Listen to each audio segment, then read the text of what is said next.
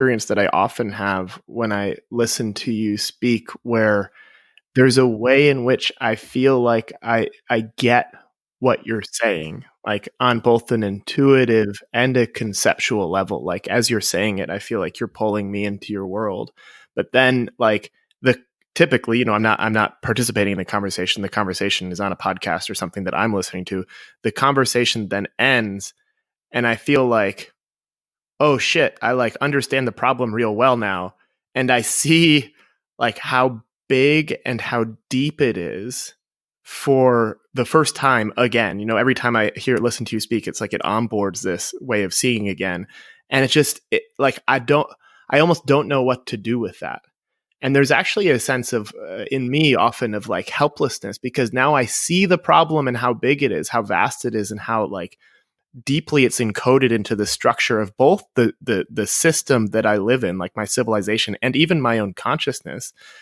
But then like the work of just even reformatting my own consciousness is like real hard. And then I think, oh, and we have to do this for a lot of people. And then we also have to do it for all the systems up and down the stack. And I'm like, whoa, that's and I guess what comes from that is, I feel like you're in a kind of unique position. And I almost just want to ask you, like, before we get into what you're seeing that's emerging, it's like, are you optimistic that we're going to be able to like do this? Yeah. So most of us have a kind of learned helplessness, right? Where we really want to help the homeless person that we're walking past. We really actually don't feel good about our busyness to get to something that doesn't matter that much, having us walk past another human that's actually really hurting. And yet there's so many homeless people, and we could spend our whole life doing it that way and not really touch it. And that's just one tiny issue. And there's a learned helplessness where I don't feel like I can keep caring in the same way if I can't act on the care. It's too devastating.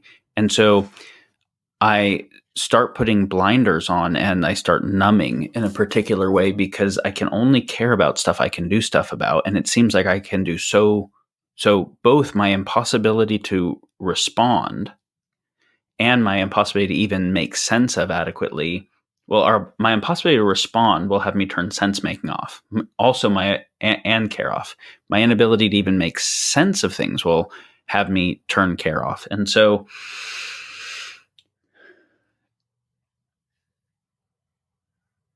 I'll tell you a little bit about kind of my process.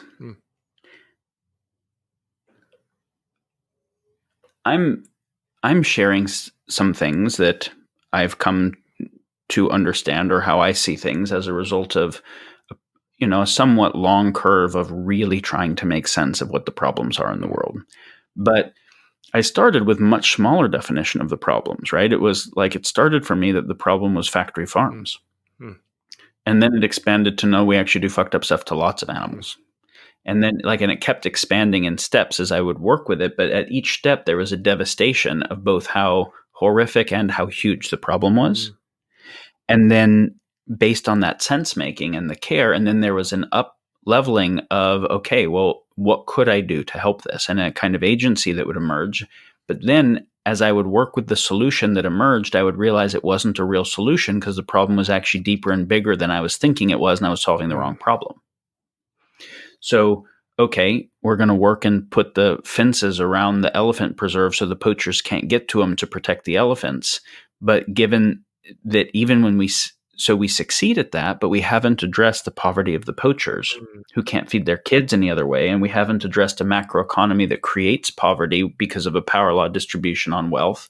And we haven't affected the mindset towards animals, and we haven't affected population dynamics and all those things. And so as a result, when we succeed at protecting the elephants because the fences go up, the poachers move to start hunting the white rhino that's more endangered and the mountain gorilla, right? This was an actual experience I had when I was 13 working with an activism project. And I'm like, wow, the best solution, because it didn't understand the problem well enough, actually made a worse problem. It moved the harm to a more sensitive area. So then understand a larger definition of the problem and then try to work on a solution there, and that would happen again. And so then that took me on a process to kind of the maximum Mm. abstraction of generator functions of all the Mm. things, right? Mm. But at each step, as there was a deeper understanding of the nature of the problems, there was a while before there was a up-leveling of a sense of Mm. agency. Now, if I'm going straight to the most abstract and general case, there aren't all those steps of the up-leveling of agency, and then there's going to be like, oh, fuck, I went from thinking about what I could do with a community garden Mm. to, you know, how do we deal with the nature of how humans sense make technology differently and rivalrous dynamics writ large globally. And so something I can say is like, so part of my process, this may or may not be relevant for anybody, but part of my process was in facing the actual situation of the world was there were a few vows that I made when I was pretty young, actually, as a teenager. The first vow was that I would never turn away from the pain of the world. Like decide I'm not gonna um, go to the factory farm when I have an opportunity, or avoid the poor area, or turn off the PETA video. That I wanted to actually see the world that I lived in and what was going on, because I didn't want to be able to live in a blind bubble, Mhm. right? So that was the first vow, and then the second vow, of course, when you start to do that, it's fucking devastating. And so then the next vow was to feel all of it and not go numb. Mm. Mm. And then the next vow was to not, if not going numb, not getting stuck in anger and blame. Mm. And then the next vow was to also not get stuck in hopelessness or Mm. overwhelm. Those were all basically unacceptable Wow. choices. So the first one of I just won't look at the problems. I will live in a tiny bubble where I get to feel like I'm succeeding while there's massive suffering and torture happening, is a kind of dissociation that makes me as if a sociopath, right? I'm stoked. There's huge pain in the world, but I don't have to care about it. So I'm like, all right, that doesn't work.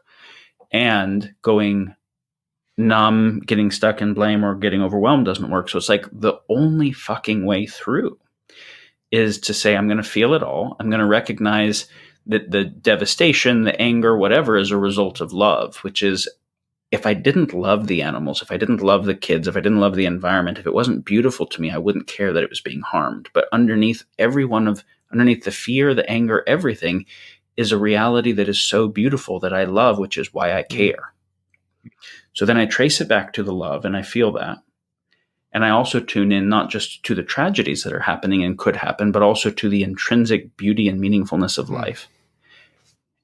And then I say, okay, I have some agency. I don't have God's, omnipotence, but I have some agency.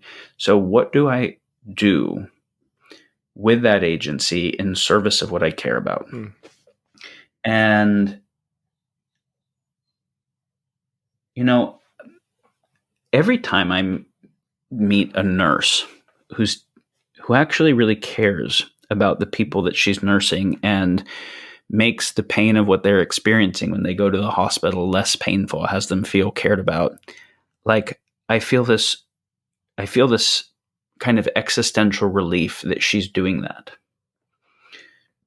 or he's doing that. And every time I find someone who is tending to street dogs in Tijuana, or anything, even if it's not addressing the generator functions of X risk, like all those things matter.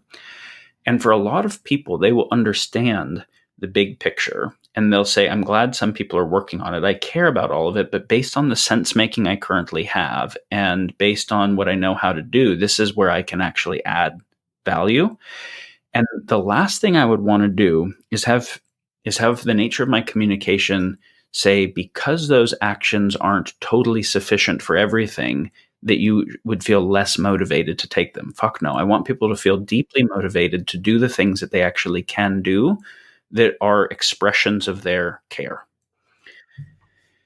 And some people will be oriented to the kind of abstractions to say, well, how would we build a new resource provisioning system, a new economics that removes perverse incentive, or a new collective intelligence system that doesn't have some of the failings of our existing governance systems. And so the people who are called to abstractions and to systems like that awesome. I want you to work on those things. But whatever it is that you're called to, there's a lot of things that actually need to happen. And just because something doesn't meet the sufficiency doesn't mean it's not necessary, right? There's a lot that's necessary. And so, these vows for me, I'm sharing because they're ones that I hope other people take a version of, their own version of, which is, how do I stay connected to what I care about in the world? And how do I stay empowered in my relationship to what I care about? Mm.